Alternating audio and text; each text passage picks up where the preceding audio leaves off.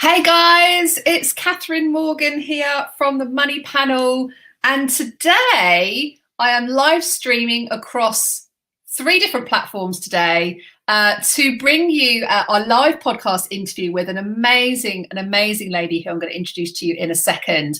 We're going to be diving deep today into money tips for parents. Now, this is a really interesting subject for me because being a parent myself of two young boys and having come from my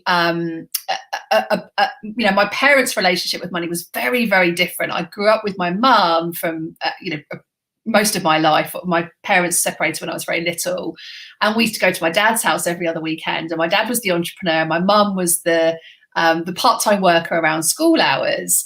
And so my relationship with money was very influenced by both my mum and my dad. And what I think is really interesting is what lessons we can take from our own parents about how we establish our own relationship with money, but also, how do we teach our children to have a good positive relationship with money? And some of that comes down to the behavioral side in what they see and what they hear us doing, but also the practical sides of also how we can also educate ourselves to then pass that information and knowledge over to our children. So I'm really excited to introduce Laura, who I'm going to bring onto the stream now. Hey, Laura. Hi, Catherine. Thanks for having me. Oh, you're so welcome. So Laura is joining us. Laura Weston is joining us today on the podcast interview. And what I absolutely love about Laura is Laura and I used to work together many years ago, like 10-15 years ago, when we both worked at HSBC. And it was only recently in the last 6 months that Laura came to me and we had a conversation about Laura being made redundant from HSBC and actually now wanting to establish herself in her new business as a financial coaching business. And so literally after a 20-year career in one of the world's largest banks, Laura is now the founder of a financial coaching business called Peacocks. She's also a co-parenting mother to 3 gorgeous children and a 1-year-old puppy. So it's a good job that she works best when she's busy, right? And Savvy Peacocks is really about supporting families to break down the whole taboo subject of money, within the home through a very collaborative learning approach from for both parents and for children. And Laura has a really great mission to share with us today. So Laura, welcome to the podcast, and share with our listeners today a little bit about your vision and your mission from all of your expertise. What is your vision for helping parents and children with their relationship with money? Yeah, thanks, Catherine. And some of the things you've already mentioned there is a big part of it, really, is about displaying those right money habits to our children so that they can learn, because a lot of what we've learned as adults has come from the relationships with money that we saw as we were growing up. And money is still a little bit of a taboo subject. I can't believe in this day and age that it's still seen as rude to talk about money, and people feel awkward talking about it. So my mission is to break down that taboo so that it is talked about in everyday life, that children are involved in money decisions within the family and within the home, to try and increase that financial literacy, because scarily, it's only 67% financial literacy across the UK, which for me still feels really low. On top of that, you've got the fact that we're moving more and more into a cashless society, and our children are probably going to be working very differently and creating income very differently to what we have and what previous generations have. So there's a whole definition of reasons as to why my business has come together at this point. Yeah, and you're so right. Like if we think about from a children's perspective as well, like children learn through behaviors, what they observe, and also through what is in our everyday language. And like you say, when money isn't talked about in the house, then there's this whole air of, well, secrecy. Is money secret, or should we not talk about money? Should we not talk about how much people earn? I mean, I remember growing up around money that we would never ask anybody how much they would earn. It was part of the British culture, really, that you should never ask anybody how much they earn. And I'm really curious, actually, Laura, because I know you spent 20 years in banking, which is a phenomenal amount of expertise in the financial space. What was your relationship like with money growing up? And what did that teach you about how you want to then go on to educate people around money? Yeah, so two things really. I was very fortunate that my parents encouraged me to work from a young age, but the piece that was missing is I was encouraged to earn the money, but not what to do with the money once I had it. And so I felt really lucky and fortunate to join the bank at the ripe old age of 18, when all my friends were going off to university, because I really got my money education at that stage. And then throughout those, those first 4 or 5 years of adulthood, I was well on my way with financial education. I understood how it works, how I could use different platforms to benefit myself.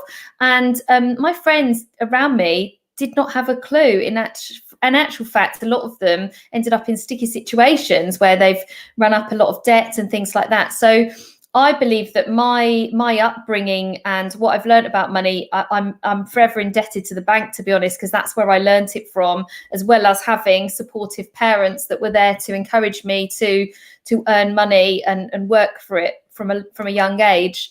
But the piece that I'm trying to fill in that's often missed is not how much you have, it's what you do with it, and how we can educate our children to get that structure. So where does somebody begin then? If somebody's listening to this thinking, I'm a parent, or maybe you're becoming a parent in the future, that's maybe something you're planning to do, or perhaps you just have nieces and nephews and you want to, help to influence a more positive relationship around money. What kind of tips would you share with our listeners today around, as a parent or with children in our life or coming into our life? What kind of tips would you share with people about how can they help children to have a better relationship with money? I think the first thing is talking about it openly and honestly. I'm a big believer in talking to children openly and honestly about everything, to be honest, because I hate the sort of spiraling a story into something that's not actually there at all. So I think if you can be open and honest with them when they do ask those questions, and giving them the information that a good relationship with money can provide options and choice, and that they don't have to be pigeonholed into what society says that they have to do. So that's the first thing. And then the second thing is, when they do start to get money, whether that be through earning it themselves, or if you choose to go down the pocket money route, or birthday money and Christmas money, things like that, is educating them around what they can do with it. And something that I'm just developing at the moment is a child's storybook to help you with that, so that you can explain to them, when you get some money, it's not just, oh great, I can spend that money now. It's how you want to spend it. Do you want to spend it on the here and now? Do you want to work towards a goal and have something to be working towards that you want to purchase for yourself? Or do you want to be putting some of it away for your longer term, for your future self, or when you're older? And trying to explain that to children on their terms that they'll be able to understand. So it's not just automatically, great, I've been given £50 for my birthday. What's the fastest, quickest way I can spend it on Amazon? So helping them understand that there are choice available. There is choice available. And do you think that the way that you would communicate that is different to maybe a child who is under the age of, let's say, 5 compared to a teenager? How would you change that language or change that education to better suit the age range of that particular child? Yeah, so I mean, I know you'll already know this, but children start deciding on their approach towards money from age 7. So really having those discussions from age 4, 5 upwards is the best time, the optimum time to be having these discussions. And I still believe that same conversation needs to happen across the years, but perhaps more emphasis on the longer term as they get into those teenage years. Maybe they are able to earn some money for themselves on more of a regular basis than just waiting for gifts to be given from family members, because that's their real gift, to be able to plan for their future and think about, okay, well, when I turn 18, I am going to want to buy a car, or I might want to go off traveling, or, I might want to go on a holiday with all of my friends, is what that looks like, to plan and prepare themselves for that. But also, more importantly, I think it's just setting them up nicely for their adulthood and their future, because even some adults don't follow that basic philosophy. So if we can set up our younger generation to be doing it throughout their child years, then it's going to be second nature when it gets to adulthood. So you're really giving them the best gift you can possibly give them. And funny enough, I was talking about this to someone else. This is a really nice way to think about it, is that we prioritize to teach our children how to swim. We prioritize to teach them how to ride a bike, but very often teaching them about money and how they can use that to their advantage and how they can plan that out for their future is missed. But in my opinion, it's more important to teach them that than it is to teach them to swim or ride a bike. Some adults learn those skills as children and then never use them again when they're adults. So how important do you think it is then for a parent to work on their own relationship with money first? Because for me, when I hear about like teaching children about saving for their future self, most kids struggle with this, don't they? Because the brain doesn't like uncertainty. And so therefore the brain will always try and think about the here and now. It's a natural human bias is to think about the here and now. And so when we're talking to millennials or teenagers about, well, save for your retirement, like save for the future, we know it's important because hindsight for a lot of adults is that I wish I'd have saved earlier. And so we therefore want to pass that message on to our children that actually, just get started, the earlier the better, compound interest, all of these kind of things. But for a teenager hearing that, well, just put some of that money aside for your future. They struggle with that concept, don't they, of actually understanding, well, I don't care about that, mum, because I just want to live in the here and now. So how would somebody approach that conversation to encourage somebody to, to see the value in investing in their future self?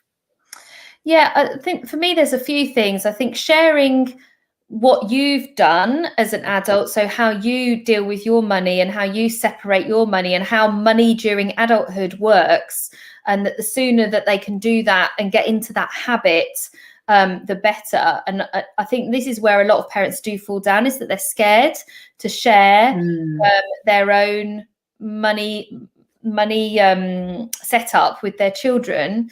And then secondly, I think it's explaining to them that this is within your opportunity. It's up to you how you want to live your life and what you want from the future. So it's better to do that for yourself than to rely on others to do it for you. And maybe a good way is to say, look, as if you put some of your money aside, then I'll look at matching it for you or help and support you with that, to try and encourage them, and getting them into that mindset of whatever the agreement is with the split, that's always going to be the case with every amount of money that they receive, so that it's not just automatically, I've got that money, I can do what I want with it. It's almost like teaching them that it's a tax, if you see what I mean. So every amount of money, any amount of money you get, you're going to put 20% of that away for your future self. So it also helps them with that whole tax side of things when that happens, because that also hits us in the face when we become an adult, doesn't it? So it's a really good point, actually. If they are going to set themselves up as business entrepreneurs or running their own businesses, then it is one of the hardest things is particularly when you're new in business. Like I see a lot of entrepreneurs, first year, second year in business, they suddenly get hit with a tax bill and they're like, I never knew about this. Like, I never knew I had to put money aside. Or they maybe just hadn't been able to manage their cash flow to put that money aside in advance. And then that money ends up going on credit cards, and then those credit card debts can continue to spiral. And so I think you're right. Financial education is definitely one area where we can definitely improve, people's understanding of what do they need to do. But then also, like you talking about there, encouraging children to put money aside in different pots, I think is a really good way of, also helps them to visualize as well, doesn't it? This money's for this purpose, this money's for this purpose. And so from a money tips for a parent's perspective then, what else would you suggest that parents could do to help with setting their children up for a positive financial relationship? So some of the activities that I've talked about with clients in the past, which work quite nicely, is involving children within the family, within the household, around anything to do with money. So a good one is the food shopping. If you are going to do your food shopping online, for example, there's no reason why you can't say to your 11, 12, 13-year-old, right, this week we're going to spend £100 on food. Here's the website. work out what we need, work out what meals there are, what our cupboards need filling with, and allow them to play around with it ultimately, because there's no harm they can do. If they want to fill that basket with £100 worth of chocolate, it'll be okay, because you can change it right up until the night before. But it's just getting their thoughts going around something practical, I think, like that can really be helpful. And again, it goes back to what I've mentioned there about life skills, doesn't it? And it's not only helping them with having that relationship with money and learning to manage money correctly, but also it's a life skill that nobody else is going to teach them if you don't, because it's not taught that heavily in the curriculum through schools or anything like that. So it really is on your shoulders as a parent to teach your children these life skills. I like that one. I like the idea of getting them in and getting them involved as well in choices. You know, we have two lists in our house. So we have a list on our fridge of our food. So if they want something, we will always say to them, go and write it on the list. We don't guarantee that they'll get it, but they can write it on the list. And then we also have a wants and a needs list on our fridge. And so, when the kids are like, oh, I want another Xbox game, or, at the moment, my boys are all into Fortnite. So it's like they buy these like £15, buys them these like codes or something that they use. And so they put that on their wants list because it's something they don't need. It's not part of their psychological needs or physical needs, but it's something that they really want. And so we have a wants, needs and a needs list. But I like the idea of getting them involved in the food shop, because I think that can be useful for us as parents too, to actually get them maybe to eat a bit more of what we're cooking. So, they're a bit more encouraged to do that. Yeah, but also it gives them the autonomy to be involved, doesn't it, within the family? Because otherwise children just think it automatically happens. I remember feeling like that growing up. In actual fact, when I've sort of thought about this for myself, and we've talked very much about story and what you had growing up, I remember at sort of age 12, 13 thinking, well, this is great. We go on lovely holidays 2 or 3 times a year. We've got a nice house. Both my parents work, but how does it all come together? And that was the bit that was missing. I was having great money habits displayed to me, and I grew up in a very financially secure household, but I didn't have that explanation about how it all happened, how it all came together. So I then spent those next 5 or 6 years worrying about it until I landed into the bank and was fortunate enough to get that financial education and that financial understanding. So and children are very open to all of these conversations. There's no reason why you can't sit down within your family and open up the discussion around, okay, well, what do the next few years of holidays look like, guys? Okay, so if you want to go to Florida in 2 or 3 years' time, this is how much that costs, and this is how we're going to make sure that we can save up for that. Would you like to help contribute? Okay, well, get out into the local community and perhaps think about offering a service within the local community to put towards that family goal of going to Florida. It's things like that I think are missing within families. It's just so much pressure on the parents and the responsibility to fulfill those things that we all want to provide for our children. But actually, there's some great money lessons and some great life lessons actually involved within that, if you can just open up that conversation and share it with them. And how do you open up that conversation in your household, Laura? Well, my children are very little, so I'm working just with my eldest at the moment. But something that I've used with my nieces that are older is when we're having a family discussion, is involving them within that. It's not just the adults, it's what do we want to achieve as a family. And funny enough, this is something that's going to come up in, I think, the first or second episode of my own podcast, is how can you involve children within those family meetings that maybe you're having just with your partner, but actually the children can be involved with that as well, because they're part of that family and they might have some great ideas about what they want to do with your financial, your family money, should we say, in the next few years. So involving them in that conversation and helping them to understand the true meaning and the true cost of those things, so that it's not just a given when they're taken away on a nice holiday, or maybe, you know, even small things like trips out can be very expensive, can't they? Going to the farm is is one that just blows my mind all the time, to be honest, because it's expensive. But you know, it's helping them understand that if we do that, then this is the equivalent. So these are your choices. We've got £50 to spend to go out as a family. We can do this, this, this, or this. What does that look like? I really like that. I think it's really important to have that conversation about value, because £50 to me may be very different to £50 to my children, my husband, to you, to anybody else. And I think that conversation about, well, this is £50. What can £50 buy us? You know, we could buy a couple of movies on Apple, or we could use it to go and have a day at the farm and create that experience. And I really like that way of, you know, having that conversation about value. How would you introduce that financial conversation, that financial meeting then? So when you were saying there about this is going to become one of your first podcast episodes for your own podcast, how would you see that parents facilitate introducing that financial conversation in the household? Yeah, so I don't think there needs to be any sort of set structure, but if between you and your partner or the adults in the family, you can agree that on a Sunday over dinner, it doesn't have to be a big let's sit down and have a family meeting, but engineering the conversation to that way without the children realizing that there's this big pressure of, oh, we're going to sit down with our boring parents now and talk about money, and making it fun, making it exciting. Right, what do we want to do in this next week? What does that look like cost wise? What kind of experiences are we going to create for ourselves? What do we all need? What do we all want? How can we ensure that we fulfill that?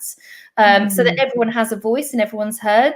And as I say, if you can get in the habit of doing that from a fairly young age, then it's going to just make it easier and easier. And everyone approaches this in a different way, don't they? I mean, I've been talking to many people in Clubhouse about this recently, and there's so many different approaches.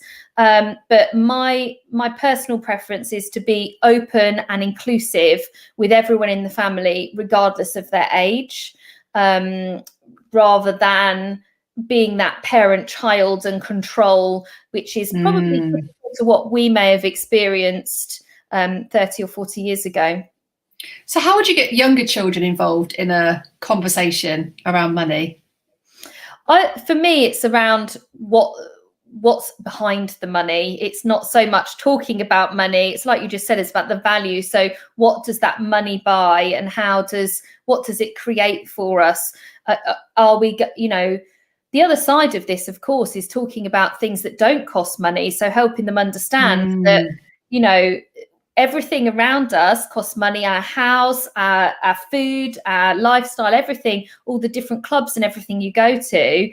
But having them realize that sometimes those free trips to the beach are just as fulfilling as spending, you know, something scary like £160 to go to Legoland. It's helping them understand that choice with, okay, well, you can afford that, but how much more fulfilled are you going to be by going to Legoland and spending £160 in comparison to going to have fun all day on the beach and get really messy and dirty and wet and have great fun? So, do you know what that really makes me think about is the cost of time and the value of time? Because when you just shared that example, I was just thinking, you're quite right. Like a trip to the beach, which may cost nothing, assuming that maybe you've covered a little bit of petrol, depending on where you live, right? But, you know, maybe an ice cream on the beach or something like that. But actually, the value in that is time.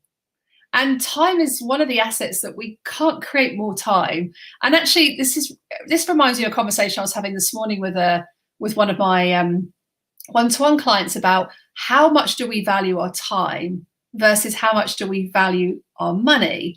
Because money is it's a very tangible thing. You know, we can say, well, this iPhone is £1,000, and a holiday this year, you know, for a week away in Cornwall is £1,000.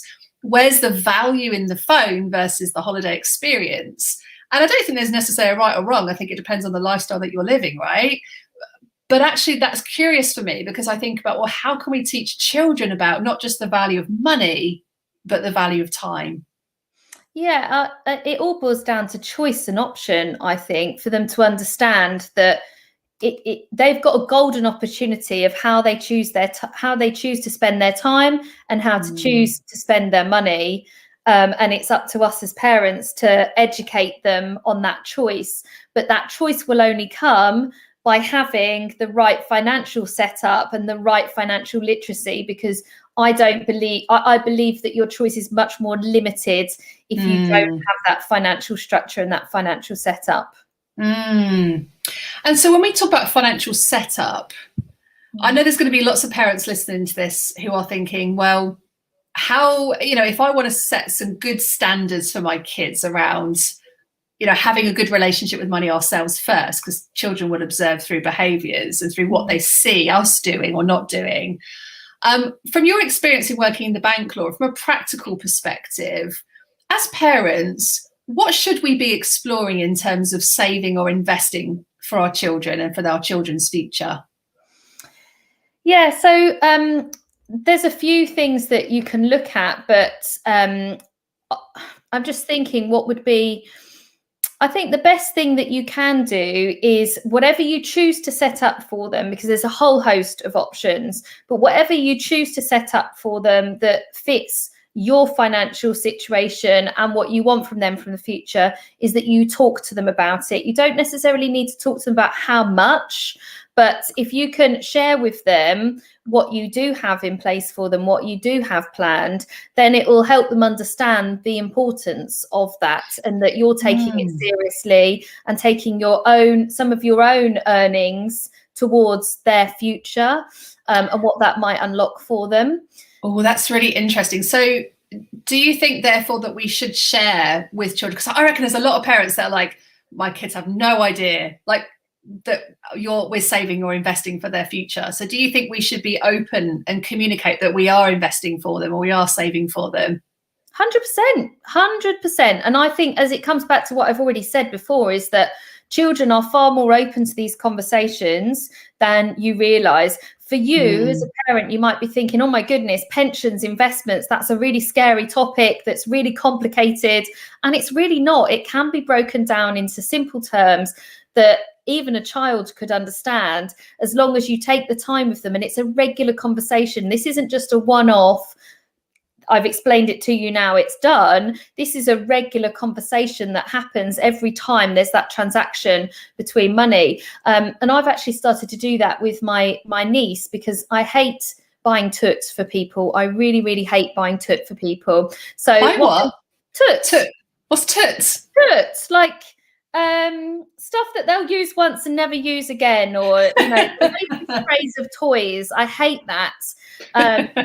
So she will have over the years said to me that she wants like a mermaid tail blanket and stuff. I will be the last person that will buy something like that, just because it's trendy. But what I will do is I'll buy her something sentimental to keep. That's often like a charm or a piece of jewelry or something. She's 11 now. But what I will do is I'll say to her, but I'm going to tuck some money aside for you. And look, this is what it looks like now. And this is how much it's grown over this period. And this is what it looks like, so that she can be educated through what I'm doing with her, which is probably difficult for her to accept right now. She's 11 years old, but in time, she will be far better set up going into adulthood, understanding what that looks like and how it's growing over those years than most other children in her class, I would imagine. I can't imagine many others of them have had that conversation with the adults around them. Oh, I can't, like 100%. And I think it is also important for children to understand and see, like, I love the way you just described that. You show her, like, look how much this has grown from this to this. Because especially when we talk about things like compound interest, most people just switch off because it's like, oh, like, some, it's jargon. I don't really understand what it means. But to see it visually and show them, this is how much I've deposited for you, or this is how much I've invested. Look at how much this has grown. One of the things we've just started doing with my boys, actually, my boys are only 8 and 10, well, no, 7 and 10, actually, almost 8. And we talked about the difference between saving and investing. So with saving, they can see it in their in their bank accounts. They can see the interest that gets paid, which, let's quite frankly, at the moment is not very much at all. But we then show them their investing pots. So we've got pensions for our kids. So we put just £25 a month. We put a very minimal amount away, but I can show them where they're invested. So, and they get to choose too. Like if they're spending most of their time on Xboxes and stuff right now, or on technology, or out playing football, or watching Disney films, well, let's invest in those companies, because then it means something to them.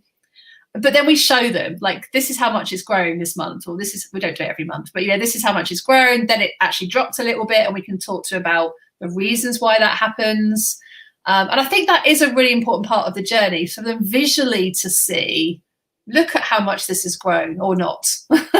Yeah, it can be exciting, I think, as well. And as long as they still have a little something, because I do believe that children like to have something as excitement on their birthdays. But, I'm a big believer in investing for their future, or helping to support them for their future is far more important than spending £200 on what I call toots. Yeah, I never heard that word before. It's true.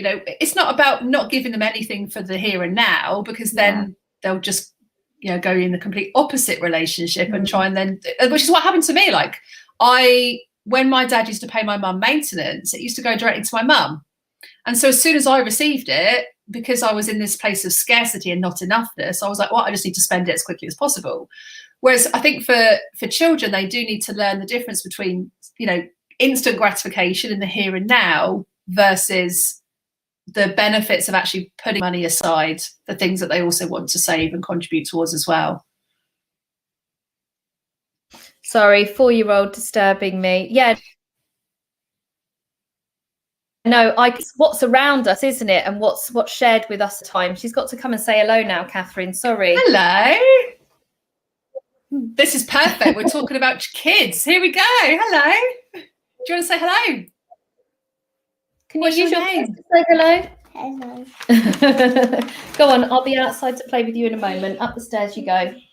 Sorry, Catherine. Oh, bless her. How old is she? 4? She's 4, yeah. Oh, gorgeous.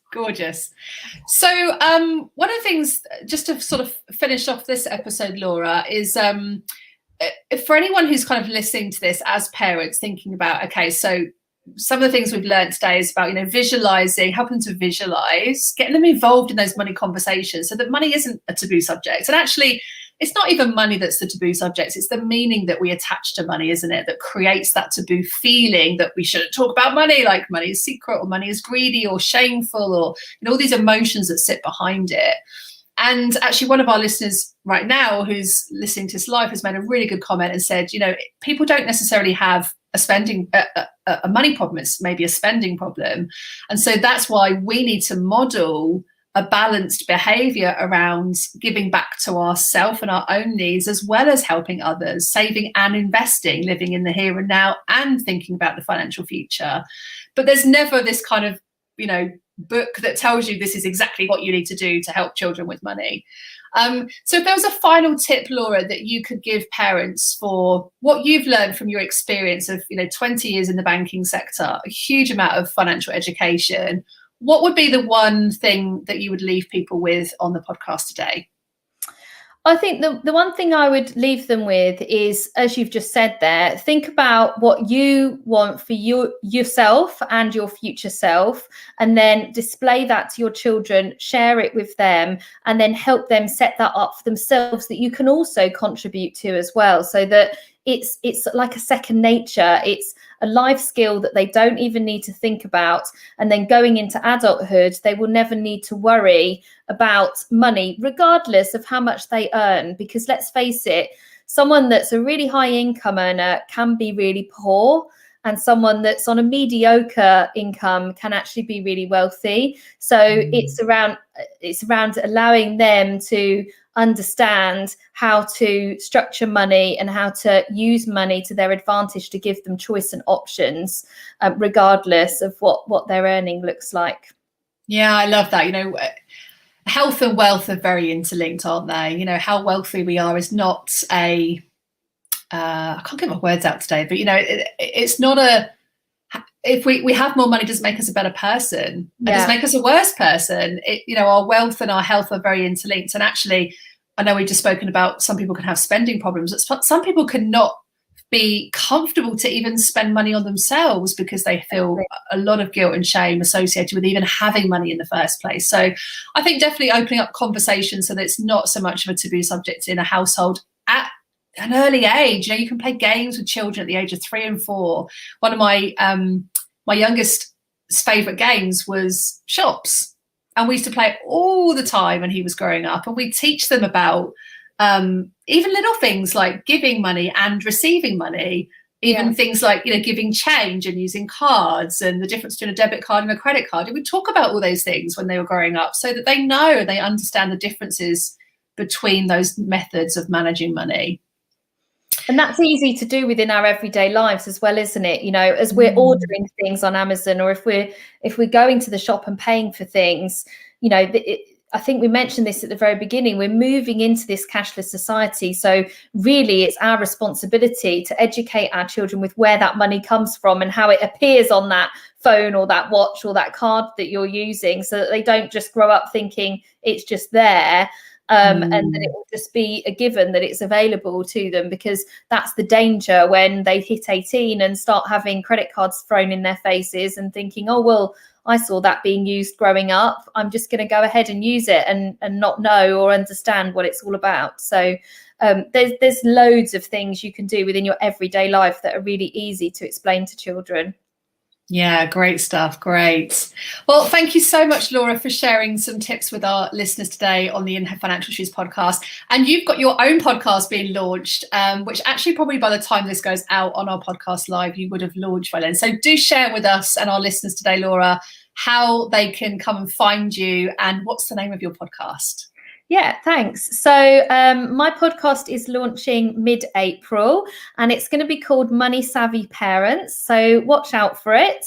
It'll be on all the different platforms. It's going to be a weekly podcast, and I've deliberately done just 10 to 15 minute podcasts so that it's really, quick, great information that you can take in a short space of time, because let's face it, as parents, we are definitely time precious. So there'll be some really good golden nuggets within that, that you can, practical tips that you can put into your family and your home. And it's going to be around you as parents and the relationship you have with money, as well as educating your children. So a good hybrid and mixture of both within the episode. So I'm really excited to get that out there. Great stuff. And if you are on Clubhouse, Laura is on there very frequently. Do you have a daily show now, don't you, on Clubhouse? Yes, I have a daily show. Oh, that sounds weird, doesn't it? I'm a bit like Oprah. A daily show at 8:30 in the morning every single weekday. It's called Savvy Women. And we cover off a different topic every single day. So it's I'm loving Clubhouse. I'm absolutely obsessed. Not that I need to tell you that, but I'm loving it. It's a great platform. I've been involved in a few rooms on Clubhouse with other financial experts as well. And it is, and particularly as a parent, you can stick it on while you're getting the kids ready in the morning and in the evenings and things like that. So it's a great platform of education.